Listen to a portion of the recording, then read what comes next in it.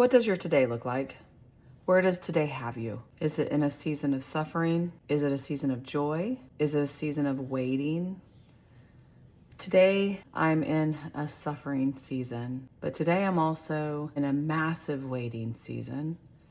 And today I also am finding joy in the midst of the suffering and the waiting. And I think it's really important to understand and realize that there's never just one emotion or season in life. They're kind of all muddled and mixed together. I'm living a very chaotic, yet very much a season of waiting in my life. I'm living out a very suffering, grief-filled season of my life, but I'm also living out a very sweet, joyful time in my life as a mother. And I have to really keep perspective on that. Even though I am grieving, even though I am feeling all the feels of the pit in my stomach and the breath being knocked out of me, I'm wondering one moment how I'm going to take the next step without my husband and my best friend and my partner in life, that I'm also embracing and realizing that the time that I have right now is so sweet with my children. And that if I focus so much and so overwhelmed by the sadness, that I'm gonna miss out on the beauties and the gift of the present that I am currently in. If I miss out on the busyness of life or trying to this massive grief for my mother and not being able to be local to her and be there the way that I would like to be there for her, that I'm gonna miss out on the sweet joys of the life that I have here with my children. I have 4 kiddos. So funny, look at this. I almost missed out on the joy of this. He wants to play. Apollo wants to play. He brought his favorite toy and he's pulling that and dragging that in. And if I don't miss it, I'm gonna miss the opportunity of Apollo wanting to play as he's dragging it around. Friend, just because you feel stuck, just because you are in this waiting season doesn't mean that you can't find joy in the little things.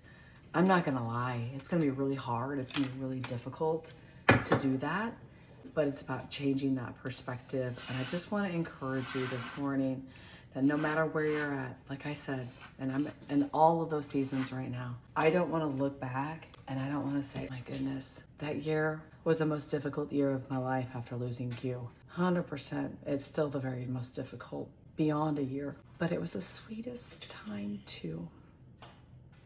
I had all 4 of my kids home, I had all of them in this waiting season or this period of grief with me, and they're all grieving differently, and I'm very private about their grief.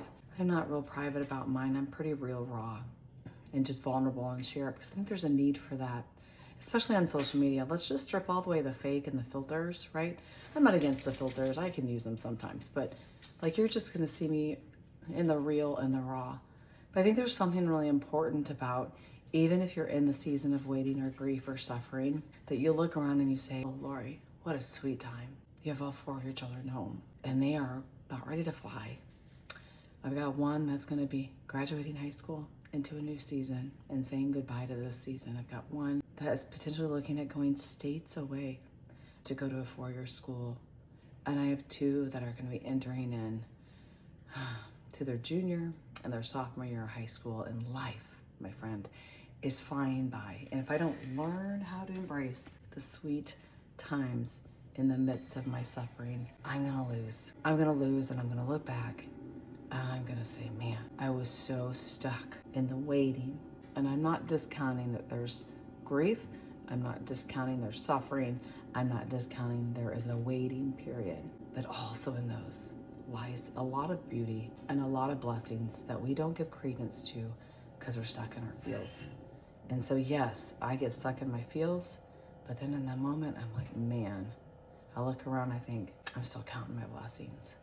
My sweet mom, and visiting her the last day and a half, she said to me with tears in her eyes, sorry, I used to wake up with a song in my heart.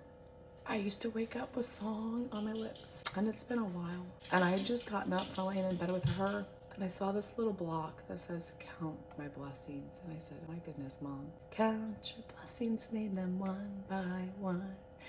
Count your blessings, see what God has done. Count your blessings, name them one by one. Count your many blessings, see what God has done. I said, Mom, I feel you. Waking up with the song on my lips is the last thing that I feel right now. It's this overwhelming sense of grief and sorrow and waiting, all these things. But it's that sweet little reminder of your block that we need a song on our lips when we wake up in the morning. And so that little song that I just sang, it's a hymn from the old days, right? Yeah. Is a reminder that when you look around and you open your eyes to what God has in store for you and take it off of the suffering, and my goodness, friends, it's so hard, incredibly hard, difficult thing to do. I'm not gonna say it's easy. We start to realize that in the midst of our grief and sorrow and waiting, there is precious gifts of joy, even if they're just little glimmers of hope and joy. So I wanna encourage you today to seek those out.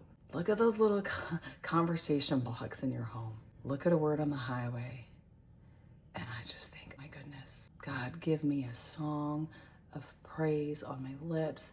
Fill me with your joy, not circumstantial joy, but your joy in the morning, so that when I wake up, I sing of your praises and I proclaim your amazing words, but not only words, promises over my life. It's not good, my friends. God is not finished. He's not done. And so this morning I woke up feeling what my mom felt, and I sang that little block to her yesterday, and I was like, all right, God, I got it. You've given me a song today. And I said, God, I'm still counting my blessings, all that you've done in my life. I know that on this side of heaven, oh, that I'll run out of time, but I'll keep on counting my blessings, knowing I can't count that high. Whatever season life finds you in right now, my friend, you still have breath in your lungs, and that in itself is a blessing.